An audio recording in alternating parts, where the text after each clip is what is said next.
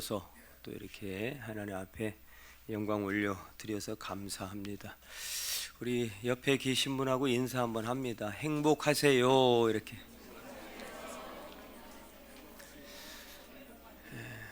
정말로 행복한 분이 계신 것 같고, 또 여러분 어떤 분이 인상 보니까 별로 행복한 것 같지 않은 분도 계신 것 같아요. 여러분, 평생 감사라고 하는 말이 있잖아요. 감사와 행복은 사실은 같은 거거든요. 여러분이 신앙생활 하는 게 참 지금 처한 형편이 감사한지 이 감사는 신앙의 척도와도 같아요. 그래도 많은 그런 책들이 있잖아요. 평생 감사, 우리가 잘 알고 있는. 여러분, 평생 감사라고 하는 것은 만족하기 때문에 하는 감사가 아니죠. 불만족스러운 그런 상황에서도 감사할 수 있어야 평생 감사하며 살 수가 있는 거예요. 뭐 감사할 거리가 있어서 하는 거는 평생 감사할 수가 없죠. 뭐 얼마나 우리가 인생 살면서 감사할 거리가 그렇게 많겠습니까? 물론 뭐 어떤 분들은 막 찾아서 해야 된다고 그러고, 지금 감사할 게 없으면 막 내일에 주실 감사를 끌어다가 오늘 감사해야 된다고 하는데, 하여튼 그만큼 감사하며 산다라고 하는 것이 특별히 하나님 믿는 믿음의 사람들에게는 중요하다라고 하는 것을 말씀하는 거겠죠. 여러분, 어떻게 보면 왜 자꾸 감사하며 살아야 된다고 말씀을 할까?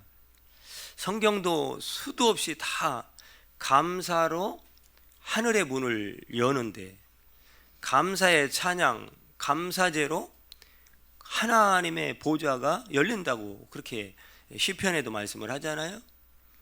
그렇게 왜 자꾸 성경은 감사를 말할까? 여러분, 감사하면 누가 제일 행복할까요?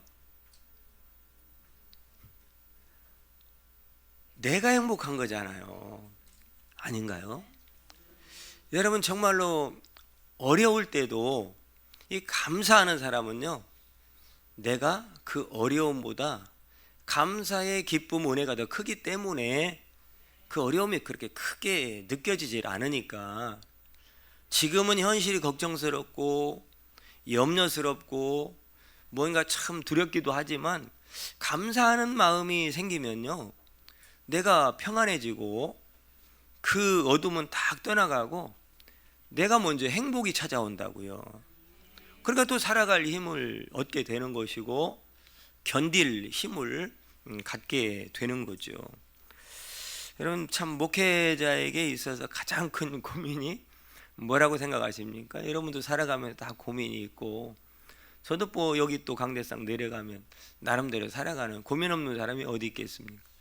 근데 목사님에게 가장 큰 고민은 사실은 모든 목회자가 다 그럴 거예요. 설교죠, 뭐 설교. 예. 오늘 또 이렇게 설교를 하고 내려가면, 야, 곧바로 또 다음 주 설교는 뭐로 할까? 또 수요일 설교는 어떻게 할까? 새벽에는 또 어떻게 할까? 또 새벽에도 어떤 말씀 본문을 쭉 성경을 찾아 하다가 또 끝나면, 야, 그 다음엔 또 어떤 말씀으로 또 뭐 창세기를 할까? 뭐 아니면 고린도서를 할까? 열왕기서를 할까? 이게 이제 고민이거든요, 고민. 모든 목회자가 다 그래요. 근데 이제 어떤 목회자들은 그래요. 대화를 하다 보면, 야, 설교할 거리가 없대. 설교할 거리가. 뭐 그것도 이해는 가요. 왜냐하면 다 또 한 번씩은 어지간하면 다 중요한 말씀들은 한 번쯤은 다 했던 말씀이거든요. 그리고 한 번쯤은 다 강해 설교를 했던 부분이기 때문에, 야, 뭘 설교거리를 찾다 보면 설교거리가 없는, 거리라고 하면 좀 이상하지만 말씀을 가지고, 예. 근데 또 어떤 분들은 그렇지 않아요. 어떤 분들은 설교할 거리가 너무 많다고 그래요. 여러분, 똑같은 목회자가 똑같은 성경을 가지고 설교하는데 이 차이가 뭘까 하냐고 하는 거죠. 그 차이가 뭐냐? 여러분, 내가 지금 그 차이는 그거예요. 내가 지금 하나님의 말씀을 가까이 하면서, 그 하나님 말씀과 가까이 하면서 내가 지금 은혜를 받고 있다면 설교할 게 많아지는 거예요. 근데 아무리 성경이 66편에 660권이라도 이 하나님의 말씀은 등한시하고 어디 뭐 돌아다니고 일 보러 다니고 뭐 만나러 다니고 뭐 다른 일 처리하러 다니고 그러다가 헐레벌떡 설교 뭐 하지? 하면 이게 뭐 설교할 게 뭐가 있겠어요? 예. 내가 은혜가 없고 감동이 없는데. 그래서 여러분, 목회자나 이거는 성도나 다 똑같은 거예요. 똑같은 하나님 앞에서 하는 존재니까. 그리고 목회자나 성도나 은혜의 공급이 막혀버리면, 은혜의 공급이 끊겨버리면 여러분 답답해서 못 사는 거예요. 답답해서. 정말로 그 사람이 그리스도인이라면, 하나님의 자녀라면 은혜가 끊어졌는데 어떻게 삽니까? 갈증 나고, 이 영적으로 배고프고 하니까 짜증이 나고, 힘들고 더 그러는 거죠. 그러니까 여러분, 교회는 은혜 받으러 오는 곳이에요. 그러니까 은혜 받는 것을 방해하는 다른 요소가 생기면 안 되는 거예요. 누군가가 자기의 뭐 인생사, 어려운 얘기, 시험 든 얘기 자꾸 하면 여러분 어느 자리를 피하셔야 돼. 왜? 내가 은혜줄이 막혀버린다니까요. 은혜가 오는 통로가 막혀버린다니까요. 그럼 결국은 누가 손해냐? 내가 손해인 거예요. 물론 그 아픔을 들어줄 때도 필요하지만 정말로 순수하게 아픔을 들어주는 차원이 아니라면 빨리 자리를 떠나셔야 돼. 그래야 내 영혼이 사는 거예요. 왜? 은혜가 임해야 내 영혼이 힘을 얻고 살 소망을 갖게 되고 또 한 주간 그 은혜가 있어야 사는 거니까요. 그게 말라버리면 안 되는 거잖아요. 그래서 여러분, 기도할 때 그렇게 기도하셔야 되는 거예요. 주님, 나에게 마르지 않는 샘물과 같은 은혜를 주시옵소서. 이 기도 제목이 여러분 가운데 가장 중요한 기도 제목이 되어서 이 기도 제목이 응답받는 여러분 되시기를 축복합니다. 은혜는 꼭 물과 같아요. 물과. 물과 같아서 흐른다 이 말이에요. 고정되어 있지 않다 이 말이에요. 여러분, 저수지도 가두어 있는 것 같지만 안 그래요. 바다도 제한된 어떤 공간 안에 있는 것 같지만 안 그래요. 물은 계속 흘러요. 물살이 저는 그렇게 센 줄 몰랐어요. 똑같은 바다인데요, 야, 이 물살이 배를 타고 가다 보면 어마어마하다, 강력하다, 이런 것을 가끔 섬찟 느낄 때가 있어요. 그러니까 물은 고여있지 않고 멈춰있지 않다. 그리고 어떻게 흐른다고요? 높은 데서 낮은 데로 흐른다. 그러면 여러분, 은혜를 정말로 사모하는 사람, 은혜를 받고 싶은 사람, 어떻게 하면 되는 거예요? 그렇죠. 낮은 곳에서 기다리고 있으면 되는 거예요. 낮은 곳에서 기다리고 있으면 물이 내려와서 내려오면 내려올수록 쌓여서 큰 물을 이루는 거예요. 그러니까 물을 마음껏 내가 경험을 할 수가 있겠죠. 사용을 할 수가 있겠죠. 은혜도 마찬가지예요. 낮은 곳에 있으면 많은 은혜가 임하고 누릴 줄 믿습니다. 여러분, 그런데 산 꼭대기에 올라가 가지고 물이 왜 없어? 언젠가는 물이 올 거야. 여러분, 산 꼭대기에서 물을 기다리는 사람은 이상하잖아요. 그 어리석은 거잖아요. 뭐 이게 뭔가 정신세계가 잘못된 거잖아요. 이 말의 요지는 은혜가 흐르는 길목에가 있어야 은혜를 받는다, 그 말이에요. 아무 때나 되나까 그렇게 여러분 은혜가 임하는 게 아니에요. 길목이 있다고. 길목. 저는 어렸을 때 이제 뭐 그렇게 가난하지는 않았지만 그렇다고 늘 풍족한 건 아니었어요. 왜냐하면 그런 기억이 나요. 이 봄이 되면 어머니가 좀 잘 사는 집에 가가지고 쌀도 구워오고 또 어떤 때는 계란도 구워오고 막 이런 걸 제가 봤거든요. 그러니까 늘 풍족한 건 아니었어요. 없을 때는 구워다가 먹고 해결하고, 또 이제 추수를 하면 더 많이 갖다 이렇게 주시는 어머니의 모습을 봤는데요. 그러다 보니까 늘 이게 먹는 게 풍족하지는 않았어요. 그러면 이제 우리 이제 형제들이 6이잖아요. 그 중에 제가 막내라고요. 그 중에서도 성격이 다 다른데요. 우리 유독 넷째 형님은 어머니가 이제 장을 가잖아요. 그러면 이제 보통은 두 가운데를 가요.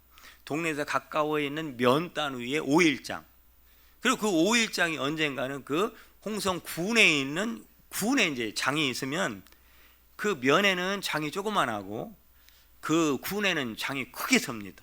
별게 다 나와요.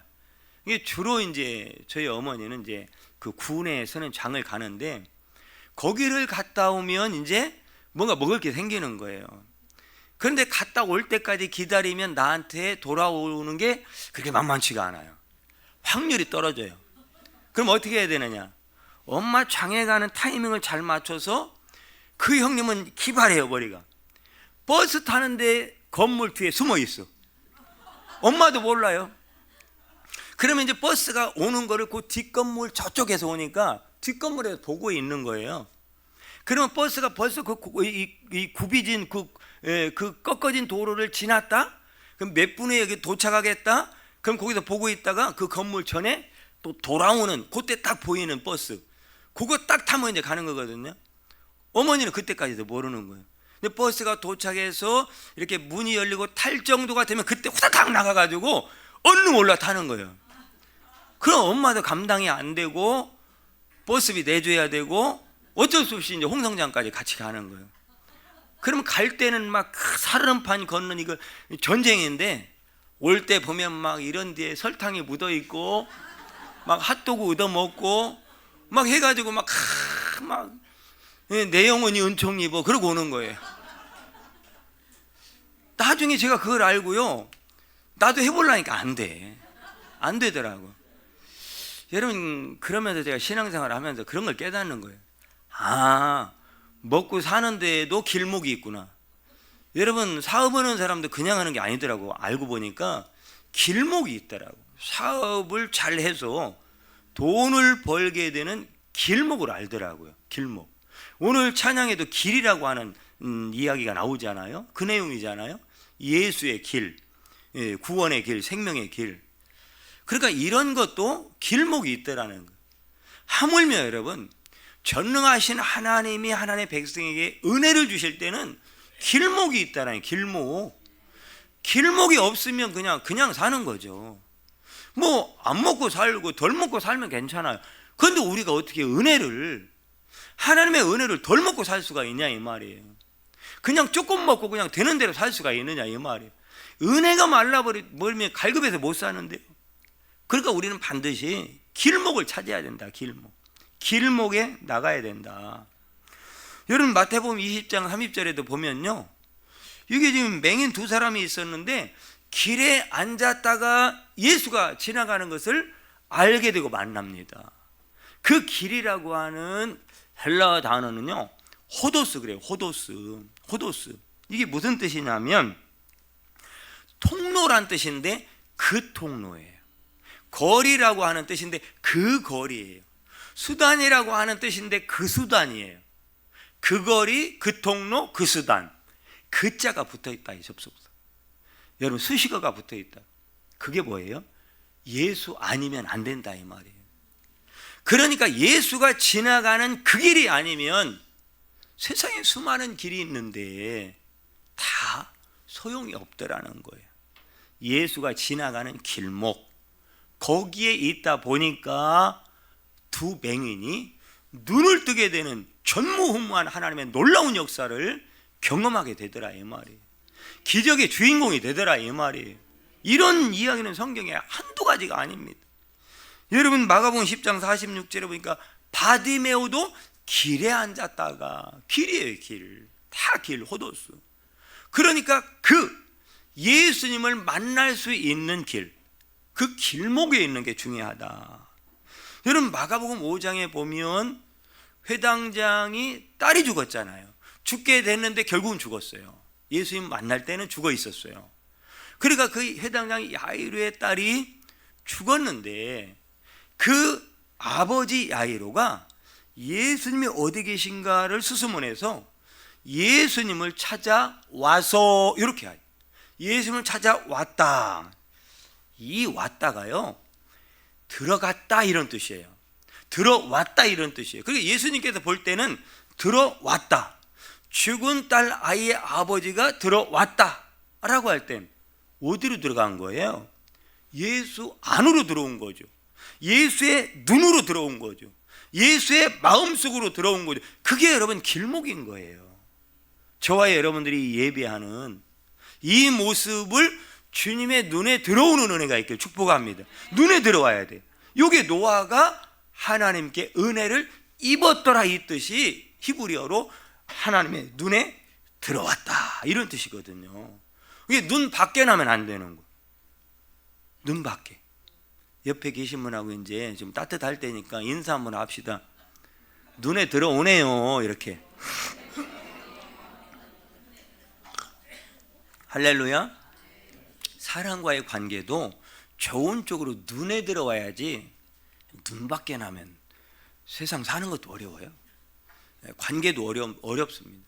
이거 뭐 사업이든 직장이든 뭐 어떤 문제든 관계 문제인데 눈 밖에 나면 여러분 어떻게 되겠습니까? 그런데 하나님의 눈 밖에 난다? 이건 희망이 없는 겁니다. 큰일 나는 겁니다. 그러니까 하나님의 눈 안에 들어와야 되는, 어떤 사람이 눈 안에 들어오는 그 길목에 은혜를 사모하며 기다리고 있는 사람, 그 은혜를 사모하며 길로 나가는 사람, 예수 앞에 나가는 사람, 그런 마음으로 예배 드리시기를 축복합니다. 이 시간 그냥 주일이 됐기 때문에 와서 그냥 1시간 때우고 밥 먹고 인사하고 자기 얘기하고 그렇게 가는 시간이 아니다 이 말이에요. 지금은 여러분 주님과 주님, 내가 얼굴과 얼굴을 마주보며 만나고 눈과 눈이 아이 컨택이 이루어지고 마음과 마음이 만나고 손과 손이 부딪혀서 소리가 나는, 기적이 일어나는, 역사가 일어나는 시간이 이 시간인 줄 믿습니다. 그런데 은혜가 오는 방법이요 몇 가지가 있습니다. 몇 가지가. 은혜를 받아야 되는데, 은혜가 임해야 되는데, 그 은혜가 임하는 통로, 길, 방법이 몇 가지 있더라 이 말이에요. 그 첫 번째가 뭐냐면요, 이유가 없어요. 하나님의 말씀이 있는 곳에 은혜가 있습니다.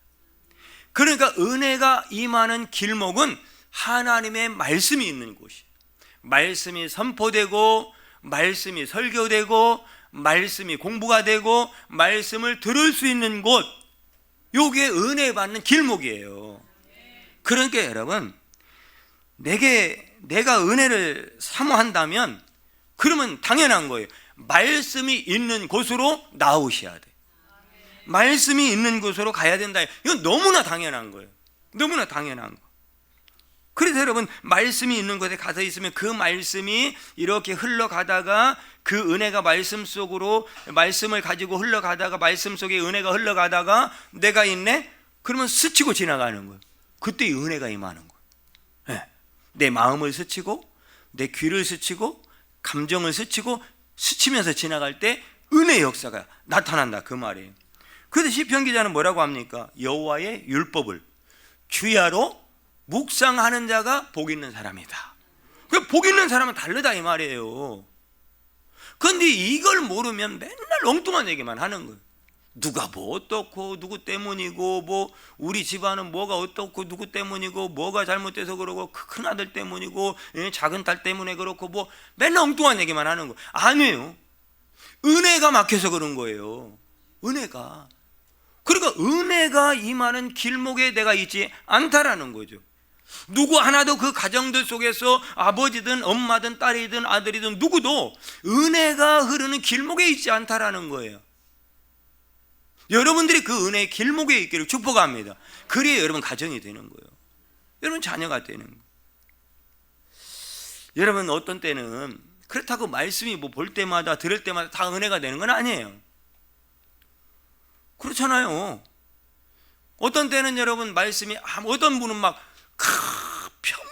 평생에 처음 듣는 은혜 말씀을 들었다고 고백하는데 어떤 사람은 시큰둥해가지고 같은 말씀을 들으면서 그럴 수 있어요. 왜 그럴까요? 그건 내 마음의 상태에 따라 다릅니다. 상태에 따라. 지금 그 말씀 한 구절을 붙잡아야 사는 그 간절한 사모함과 오늘 그 말씀이 임하지 않으면 내게 희망이 없고 난 큰일 난다. 지금 우리 가정 큰일 난다. 하나님 말씀의 길이 있는데 오늘 이 약속의 말씀을 주세요. 이런 간절한 마음으로 말씀을 기다리는 사람은요 받는 게 다릅니다. 말씀을 대하는 게 다르다니까요. 예배드리는 자세가 다르고, 아무 느낌도 없이 와서 그냥 1시간 예배드리고 가는 사람하고 느낌이 다른 거예요. 여러분, 말씀이 임하는 곳에, 말씀이 선포되는 곳에 은혜가 흐른다. 할렐루야. 자, 두 번째는 예배가 있는 곳에 은혜가 흐릅니다. 예배가 있는 곳에. 여러분, 그러니까 예배를 소홀히 하고 말씀을 소홀히 하고 내가 은혜 충만 받고 은혜의 삶을 살아간다? 믿음 좋은 성도의 삶을 살아간다? 말도 안 되는 겁니다. 말도 안 되는 것을 합리화시켜서 그것이 하나의 핑계가 되면 안 되는 거예요. 이유가 없는 거예요. 하나님의 말씀 안 듣고, 여러분, 예배에 사모함이 없고 예배를 중요시 여기지 않는데 어떻게 여러분 은혜 받고 은혜 충만해서 성령 충만해 살겠느냐, 그 말이에요. 이거는 안 되는 거야, 안 되는 거야. 그러면 여러분들이 어떤 몸이 아파서 정말로 나올 수 없는 경우라면 할 수 없는 거예요. 그리고 어떤 피치 못할 사정에 의해서 나올 수 없다면 할 수 없는 거지만, 여러분 그냥 편하자고 예배가 같은 예배지 하고 미디어로 영상으로 드리는 예배와 내가 아침부터 준비해서 머리 감고 일찍 일어나서 막 그 피곤한 몸을 일으켜서 알람 맞춰서 그래도 몸을 움직여서 옷 골라 입고 이렇게 하면서 예배장에 나와서 드리는 예배하고 어떻게 같냐 이 말이에요. 이건 전혀 다른 겁니다. 할 수 있으면 나오셔야 돼요. 나와서 드리는 예배와 집에서 드리는 예배와 길 가며 드리는 예배와 어디 가면서 영상으로 드리는 예배는 다르다라고 하는 거예요. 자, 여러분, 이거는 기본이에요, 기본. 자, 그러면 세 번째는 뭐냐면, 하나님의 은혜가 임하는 대표적인 것은 반드시 성경의 역사를 보면요, 기도하는 곳에 은혜가 흐르더라. 기도하는 곳에 기도할 때 하나님의 역사를 경험하는 거예요. 그래서요, 특별히 은혜를 주실 때는 하나님이 기도하게 만드는 거예요. 여러분, 기도거리가 그냥 옵니까? 좋을 때 기도거리 생기는 거 아니잖아요. 힘들고 막히고 방법이 없고 어렵고 뭔가 좀 해결해야 될 문제가 있을 때 우리 기도거리 생겼다고 그러잖아요. 왜 그럴까요? 여러분, 그 기도거리를 통해서 은혜를 주시려고 하는 거예요. 그러니까 오늘 기도거리가 있어 기도해야 될 사람이 있다면 은혜를 주실 줄 믿습니다. 은혜 받을 징조인 거예요. 하나님의 역사가 일어날 징조라고요. 근데 기도하지 않으면서 하나님의 은혜를 경험한다? 이건 그건 어려운 얘기예요. 그거는 물론 그런 경우는 롭도보다도 더 힘들 수는 있지만, 일어날 수는 있지만, 그러나 일상적인 건 아니에요. 평범한 건 아니다 이 말. 그러므로 여러분, 이유 없이 기도의 사람 되시길 바랍니다. 최소한 교회가 기도하자라고 했을 때는 나와 기도하셔야 돼요. 수시로 아침이건 저녁이든 직장에 가다 오다가 하나님 앞에 개인적으로 들려서 기도하는 거, 그거 말고, 그거는 각자가 할 일이고 최소한 같이 기도합시다라고 하는 곳에 나오셔야 되는 거예요. 여러분들에게 피곤해도 힘을 내서 교회에 나와야 한다고, 또 기도해야 된다고, 말씀 앞에 서야 된다고 강조한 이유는, 여러분 자꾸 나와서 예배하고 나와서 말씀 듣고 나와서 기도하다 보면 어떤 때는 은혜가 되기도 하고 어떤 때는 은혜가 안 되기도 하고 다 하지만, 하다 보면 하나님의 타임이 있어요. 하나님의 나에게 은혜 줄 절묘한 타임이 있다고요. 그때 받는 거예요. 그때 받는 거예요. 온다고 뭐 기도한다고 말씀한다고 맨날 은혜가 임하는 건 아니다 이 말이에요. 그럴 때 여러분, 그 한순간 때문에 내가 평생에 받았던 찢겨진 상처 속에서 아픈 마음들이 그 한순간에 고침받고 여러분 해결받고 여러분 치유받는 거예요. 그래야 정상적인 믿음의 승리의 삶을 살아갈 수가 있는 거예요. 네 번째는 사랑의 수고가 있는 곳에 은혜가 흐르더라. 그게 사랑이 있는 곳에 은혜가 흐르더라 그 말이에요. 사랑. 여러분, 집에도요, 가족 구성원들이 서로 사랑하며 이렇게 사는 가정은요 화목합니다. 거기는요 굉장한 감동이 있고 따뜻함이 있고, 세상에서 직장에서 좀 힘들고 지친 사람들 그런 상태에서 가정에 오면요 여기서 다 치유받아요. 왜? 가정 안에 사랑이 흐르니까. 그런데 여러분, 이게 서로 싸우고 다투고 막 눈치 봐야 되고 막 지금 긴장 상태에서 말을 막 너무 조심스럽고 막 그냥 서로 그냥 어떤 사람은 뭐 화장실 가서 말싸움하고 있고 여기서 눈치 보고 있고 뭔 일이래 하고 있고 한쪽에서는 이런 교회가 이런 성도에게 무슨 은혜가 있겠어요. 이건 있던 은혜도 떠나갑니다. 이게 서로 우리 비전교회 공동체 가운데 하나님의 강력한 은혜가 임할 수 있도록 통로가 되시길 바랍니다. 장애물이 되면 안 되는 거예요. 그냥 나 혼자 은혜 안 받으면 되는데 이게 자꾸 전염이 된다고. 은혜 안 받는 습관이 누룩과 같아요. 이런 거는 죄는 뭐와 같다? 누룩과 같다.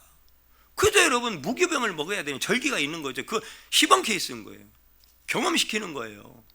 그러면 여러분 죄는 누룩과 같아도 누구와 입에서 나오지 말아야 되는데 이게 톡 튀어나오면요 이게 눈덩이처럼 누룩처럼 금방 번져가지고 부푼다고. 이거는 온 공동체가 여러분 큰 고통의 소용돌이에 휘말리게 되는 거예요. 은혜의 통로가 됩시다. 왜? 은혜는 이렇게 사랑에 있는 게 흘러가니까. 그래서 따뜻한 마음으로 서로 이해해주고 조금 뭔가 자기가 좀 좋은 게 있으면 갖고 서로 나누기도 하고 또 서로 좀 좋은 말로 교제도 하고 서로를 또 축복하고 또 내가 도울 힘이 있으면 연약한 성도가 있으면 좀 도와주고 이렇게 할 때 거기가 은혜가 흐르니까 감동이 되잖아요. 그 감동이 뭉치고 뭉쳐서 밖으로 이제 흘러나가는 거예요. 그러면 우리 비전교회는 좋은 교회라고 소문나는 거예요. 그 집안이 그렇다면 그 집안은 좋은 집안, 참 잘 되는 집안, 행복한 집안이라고 소문나는 거예요. 그런 교회들이 많은 대한민국은 여러분 좋은 대한민국이 되는 거예요. 네.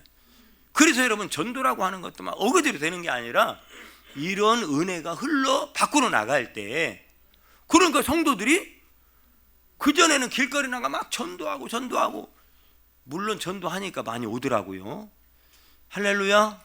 전도를 해야 된다. 해야 되는데 더 중요한 게 있어요. 전도의 가장 큰 힘은 내가 그 평안과 기쁨과 은혜를 누리는 거예요. 그걸 경험을 하셔야 돼. 그럴 때 그게 흘러나갈 때 전도할 때 강력한 파워가 나가는 거예요. 힘이 나가는 거예요. 여러분 그 양면의 전도의 역사가 여러분 가운데 있기를 축복합니다. 그러니까 중요한 것은 그런 은혜를 받으려면 그런 은혜가 흘러가는 길목에 있을 때 은혜를 받아 그 은혜에 놀라운 풍성한 축복을, 평안을, 기쁨을, 소망을, 생명을, 소망을 누릴 수 있다라고 하는 거예요. 그런데 아주 특별한 경우도 있어요. 어떤 경우요? 바울과 같은 경우. 그건 여러분 이거는 은혜가 이렇게 자연스럽게 흘러가다가 밑에 있어서 받는 게 아니에요. 그냥 이거는 특별한 경우. 제가 어렸을 때 특별한 경우가 뭐가 있었냐면요, 그 당시에는 농지 정리가 잘 안 돼요. 농지 정리 아세요? 농사를 안 져본 젊은 청년들은 몰라요. 저도 농지 정리하는 시대의 사람이거든요. 농지 정리가 안 되고 물고가 뭐 이렇게 수로가 잘 안 돼 있을 때는요, 하늘에서 비가 하나님이 안 내려주시면요 가물으면 방법이 없었어요. 방법이. 그럼 어떻게 했냐, 어딘가 물이 날 만한 곳을 그 밭 근처든 논 근처든 하여튼 가까운 곳에 찾다가 없으면 멀리라도 찾아서 거기다 파는 거예요. 파는 거. 그리고 어떤 냇가가 흘러가는 곳에 물이 조금이라도 고였다면 거기를 막 더 파가지고 웅덩이를 만들어서 거기다가 펌프 있죠. 펌프를 연결해서 거기다 집어넣고 전기 막 그 200m, 300m, 1km 되는지 집에서 따가든 어디서 따가든 지금처럼 그렇게 잘 안 돼 있는 때니까 전기를 따다가 모터 하나 연결해다가 물을 막 뿜어 올려가지고 그 바짝 마른 논에다가 물을 대는 경우를 제가 많이 경험했습니다. 바울과 같은 경우 그런 경우예요. 저 산꼭대기에 있는 거예요, 한마디로. 그런데 하나님이 은혜의 물을 막 펌프질해서 거기다 갖다 막 팍 투하를 해가지고 물맛을 보게 한 거예요. 그게 바울이 다메섹동에서 경험한 거예요. 그런데 여러분 이거는 굉장히 희박한 거다 이 말이에요. 이거 성경에 이런 사람은 한두 명 별거 없어요. 그러니까 여러분, 그런데 일상적이지 않고 평범하지 않은데 이건 정상적인 방법이 아닌데 나는 바울처럼 은혜를 받을 거예요 하고서 기도도 안 해, 말씀도 무시해. 예, 뭐 예배 나오는 건 여벌이요. 예, 한 번쯤은 빠져줘야 제맛이 난다네 또. 뭐 이런 식의 뭐 예배. 기도도 한 번쯤은 그냥 눈에 보일 정도가 인사하고 와야 되니까 와서 하는 기도. 무슨 여러분, 그러면서 나는 바울 같은 은혜를 주시옵소서. 여러분 이게 말이 되냐 이 말이에요. 안 된다니까요. 내가 오늘 기도하지 않고 오늘 예배하지 않고 오늘 말씀 멀리 있는데, 여러분 은혜가 임한다라고 하는 것은 이거는 로또가 아니라 로또보다도 어려운 거예요. 이거는 번개에 맞아서 죽을 확률보다도 더 어려운 거예요. 그러니까 여러분 이걸 기대하지 말고 은혜가 흘러가는 길목에 있자 이 말이에요. 이거 하자 이 말이에요. 말씀을 가까이 하고 말씀을 사모하고 예배가 나오고 예배 나오고 기도하고 서로 사랑하고, 그럼 뭐 더 하려고 없는 거예요. 이런 가정은 반드시 하나님이 축복하시는 거예요. 은혜를 경험하는 거예요. 여러분 오늘 읽은 피시디아 안디옥에서 일어난 이야기가 그 얘기예요. 내용은 간단해요. 그게 뭐냐면 바울과 바나바가 회당에서 이제 뭐 하냐면 복음을 전한 거예요. 복음을 전한 거예요. 그랬더니 막 듣는 사람들이 은혜가 되니까 말씀에 막 감동이 있으니까 또 해주세요. 또 해달라는 거예요. 또 해달라고. 그랬더니 오케이. 야 은혜를 받네. 말씀에 사모함이 있네. 알았다고. 또 모여. 그래도 더 많이 모인 거예요. 더 많이. 야 막 하나님의 역사가 강력하게 일어나는데, 그걸 다 좋아할 줄 알았더니 싫어하는 사람들이 있는 거예요. 그게 누구냐면 유대인들인 거예요. 유대인들이 막 싫어하면서, 싫어하는 정도가 아니라 막 방해하는 거예요. 은혜 받는 것을. 그러니까 우리 비전교회 지금 평안하고 잘 지금 할렐루야 하잖아요. 할렐루야. 비전교회 좋은 교회잖아요. 네, 하나님의 은혜가 막 그냥 임하고 하나님의 역사가 있고 하나님의 어둠을 물리쳐 주시고, 하나님이 이렇게 하니 우리가 좋아서 그런 게 아니에요. 잘해서 그런 게 아니에요. 하나님의 은혜가 임하니까 은혜를 누리는 거예요. 네, 은혜를 누리는. 근데 다 지금 그런 줄 알고 그러는데 못 모르고 뭣도 모르는 사람이 막 와서 이게 유대인처럼 그걸 방해하고 막 장애물 역할을 하고 하면 그거 안 되는 거거든요. 그래서 그러는 거예요. 다 좋아할 줄 알았는데 꼭 그런 사람이 있어요. 이 유대인들이 막 승질을 내는 거예요. 그러면 조롱하고 비방하고 오히려 그것을 방해하고 막 박해하고 막 그러는 거예요. 그 유대인이 그러니까 자 46절에 이제 따뜻합니다. 자 46절에 같이 한번 읽습니다. 시작. 바울과 바나바가 담대히 말하여 이르되 하나님의 말씀을 마땅히 먼저 너에게 전할 것이로되 너희가 그것을 버리고 영생을 얻기에 합당하지 않은 자로 자처하기로 우리가 이방인에게로 향하노라. 아멘. 여기 보니까 지금 바울과 바나바가 그 사람들에게 뭐라고 말하냐면, 야 어찌 너희는 그냥 영생을 얻기에 마치 합당하지 않은 사람들처럼 스스로 그렇게 행하느냐. 이야 놀랬다. 너희는 어떻게 그냥 뭐 하나님을 믿으면서 영생을 아예 포기한 사람처럼 그렇게 반응하냐. 그러면서 지금 바울과 바나바가 그들에게 얘기를 하는 거예요. 한마디로 뭐예요? 지금 말씀 전하는데 방해하고 말씀 전하는데 못 전하게 하니까, 이야 너희는 말씀을 사랑하지 않는구나. 말씀을 귀하게 여기지 않는구나. 말씀 앞에 겸손히 서 있질 않는구나. 그러면서 아예 그냥 이 아까 예로 들면 산꼭대기에 올라가 있는 거예요. 하나님 믿는다고 하면서 산꼭대기에 올라가 있는 거예요. 그렇게 행동하는구나. 너희들이 그렇게 말씀에 대해서 은혜에 대해서 관심이 없다면 굳이 내가 너희들한테 뭐 복음 전할 이유가 뭐가 있냐. 뭐 내가 나를 위해서 뭐 돈이 생겨서 이익이 돼서 뭐 하는 거냐. 하나님이 나에게 강권적으로 역사하사 그렇게 말씀 전하게 했으니까 하는 거지. 그러면서 이제 뭐라고 하냐면 47절에 보니까 여기 이제 이 46절에 그렇게 하니까 우리가 이방인에게로 향하노라. 너희가 안 받으니까 이방인에게 가서 전할게. 왜요? 바울을 이방인의 사도로 선택했다 했잖아요. 9장에 보면. 그죠? 그러니까 그 역사를 향해서 가겠다. 그 말인 거예요. 그러니까 지금 그랬더니 48절에 이방인들이 듣고 기뻐해. 이방인들 입장에 굉장히 기쁜 거잖아요. 너무 좋은 거예요. 와, 막 드디어 우리에게도 복음 들을 기회가 생겼구나. 우리에게도 은혜의 통로가 생겼구나. 막 하면서 너무 좋아하는 거, 너무 좋아하는 거. 네. 그러니까 이렇게 두 가지로 반응하는 거 보니까 결론이 나오는 거예요. 유대인들은 영생을 얻기를 거부한 자처럼 행동하고, 요 사람들은 마치 구원받기로 작정된 자처럼 행동한다라고 하는 결론이 나오는 거예요. 그 반응을 보니까, 이런 얘기하면 또 시험 들지 모르겠지만 성경이 그렇더라고요. 보니까 성경이. 그래서 이런 사람도 있고 이런 사람, 두 종류의 사람이 있겠구나라고 하는 걸 알 수가 있는 거죠. 자, 여기 이제 경건한 귀분이 나오고 하는데, 이 이제 50절에 경건한 귀부인들은, 이 사람들은 믿음 좋다는 얘기가 아니에요. 경건한 귀부인은 유대인들 중에서 아주 정통 유대인을 이렇게 귀부인이라고 설명을 하는 거예요. 그러니까 믿음의 사람 아닙니다. 자, 그래서 51절에 두 사람이 그들을 향하여 발에 티끌을 떨어버리고 이고니오로 가거나, 이제 이방 지역으로 간다 이 말이에요. 그런데 요 발끝을 털어버린다는 얘기 예수님이 시킨 거거든요. 원래 제자들에게 전도하러 마을로 보낼 때, 야, 복음을 안 받아들이면 먼지 털어버리고 옷 털고 가. 굳이 전할 필요 없다는 얘기죠. 그 전도는 그런 거예요. 확인해 보는 거예요. 복음을 전했는데 막 이러면은 그냥 가면 돼요. 그냥 이러면 가면 되는 거예요. 괜히 물 박아서 뭘 맞을 필요는 없어요. 굳이 막 맞서 싸워요. 네가 이기라 내가 이기라 보자고 막 머리 뒤밀고 막 똥바가지 쓸 필요는 없고, 딱 찔러봐가지고 아니면 또 갔다가 또 다음에 어느 시점에 기도하다가 또 한 번 가서 어느 정도 됐나 또 가서 한번 확인해보고, 이런 거지. 막 맞서 싸우고 하면 여러분 폼 상합니다. 폼 상하시니까 여러분 저희가 신상이 구겨지니까 그런 거 하시면 안 되고. 자, 그랬더니 52절에 제자들은 기쁨과 성령이 충만했다. 할렐루야. 자, 여러분, 그런 환경 속에서도 비시디아 안디옥에서 예수님을 믿은 제자들이 그 사건 때문에 일어나는 거예요. 그랬더니 그 복음을 받은 사람들은 얼마나 기뻐하고, 그 복음 받는 장면, 구원의 역사가 일어나는 걸 보면 제자들은 또 얼마나 더 기쁜지. 기쁨은 여러분 더하기 곱하기가 됩니다. 할렐루야.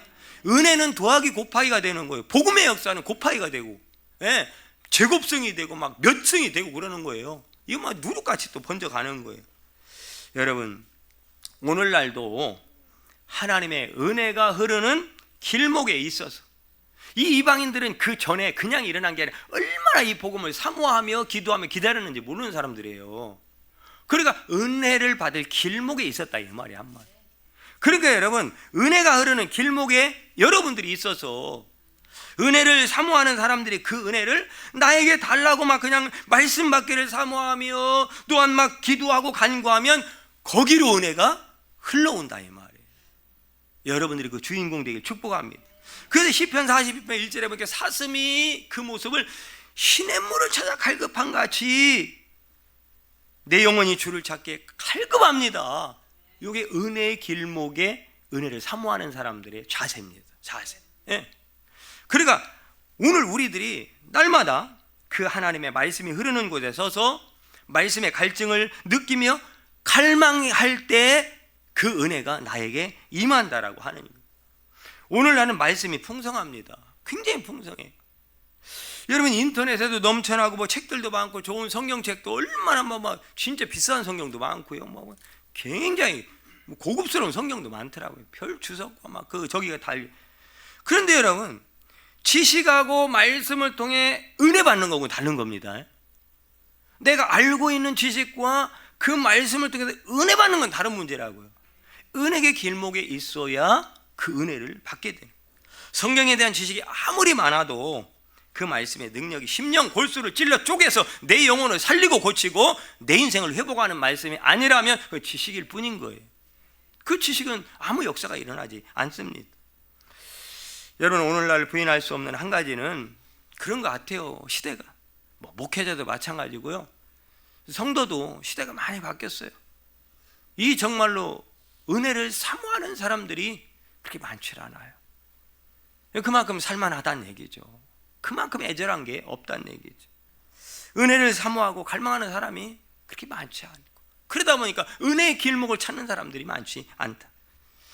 오늘 예배하는 여러분들도 과연 여러분 이 말씀에 비춰서 내가 예배를 드리고 있고 이 자리에 앉아 있지만 얼마나 갈망하며 간절한 마음으로 예배에 참석하고 있는지 한 번쯤 점검해 본다면 내 영적인 상태가 말씀과 비추어 어디쯤에 있는지를 알 수가 있을 것입니다. 여러분, 교회 문을 들어서는 순간부터 하나님의 은혜가 내 심령을 적시도록 여러분 주일을 앞두고 토요일부터 막 기도하며 이번 주일에 교회 가서 은혜 받고 오게 해주세요. 이런 준비와 영적 싸움이 있다가 교회 오면 반드시 은혜가 됩니다. 반드시 은혜를 받습니다. 반드시 그런 성도에게 은혜의 길목이 만들어졌기 때문에 은혜를 주신다 이 말이에요. 근데 하다가 정신없이 막 뭐 하다가 주일날 됐네 막 하면서 성경책은 어디 있지 막 하면서 막 그냥 옷은 어디 있지 뭐 입어야 그때서 막 정신없이 샀다가 정신없이 와서 은혜를 받고 간다? 생각을 해보시라 이거죠. 여러분, 준비가 안 됐는데 어떻게 은혜 길목이 없는데 어떻게 은혜를 받겠느냐 그 말. 특별히 우리 학생들, 젊은이들 은혜 받을 준비하는 시대가 아니에요. 지금은 문화가. 그러나 여러분, 문화 속에 흘러가면 안 되는 거예요. 젊은이고 늙은이고 어른이고 목사도 똑같이 은혜 길목에 있는 자만 은혜를 받는 거예요. 은혜 받아야 사는 거고, 은혜 받아야 내 인생 바뀌는 거예요. 은혜 받아야 중독이 끊어지고, 은혜 받아야 소망이 생기고 길이 열리는 거예요. 하나님과 생명의 역사를 함께 이루어갈 수 있는 거예요. 주님과 동행하는 삶. 세상은 여전히 여러분 요란하지만 오늘 여기 오신 여러분 한 분 한 분이 다 그런 은혜 속에서 행복하시기를 축복합니다. 언제나 은혜의 길목에 가서 그 은혜를 풍성하게 누리는 은혜 받은 간증이 있는 여러분 되시기를 축복합니다. 기도합니다. 하나님, 이런 놀라운 축복의 성도들 다 되게 하여 주시옵소서. 예수님의 이름으로 기도합니다. 아멘. 우리 이 찬양 한번 하겠습니다. 은혜 아니면